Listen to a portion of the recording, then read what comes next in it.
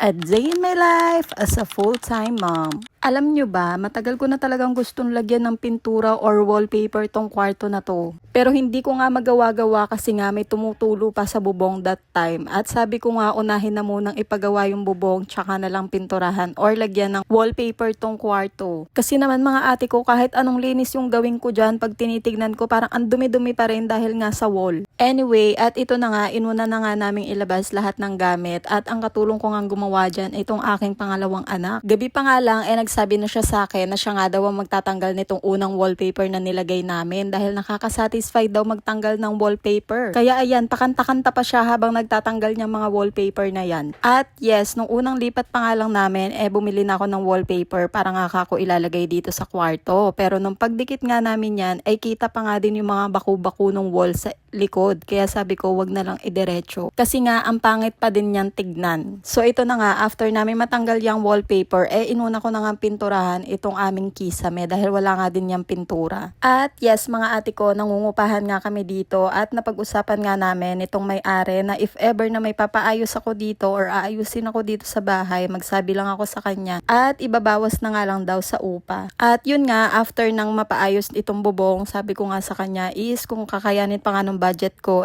papapinturahan ko na nga din tong kwarto, sabi kong ganon. At pumayag nga siya, tapos tinanong niya sino nga daw magpipintura. Ang sabi ko naman sa kanya, ako na lang, kayang-kaya ko na kako yun, para hindi na tayo magbayad ng labor. At balik nga tayo sa pagpipintura. Natapos ko na nga i-second coat yung aming kisame, kaya sabi ko, next ko na nga din agad yung wall para mabilis na nga ako matapos. At ito na nga mga te, unang pahid ko pa lang sabi ko parang may mali. Hindi ito yung tinuro kong kulay dun sa pinagbilan ko nitong pintura. Ang gusto ko kasi is yung pinaka-light. At ito na nga, yung mga oras na yan nag-iisip ako kung ididiretso ko pa at minessage ko na nga din yung asawa ko. Sabi ko ang pangit ng kinalabasan na kulay kasi sobrang dark. Pero diniretso ko pa nga din siya kasi sabi ko baka dahil basa lang yung pintura or maglalight pa siya pag natuyo. Pero hindi talaga nababago. Kaya ang ginawa ko bumili ulit ako ng pintura. Bumili ako ng white color na pintura para sabi ko is ihalo ko na nga lang yung dark color na naibigay sa akin until na makuha ko yung light color na gusto ko. At ito na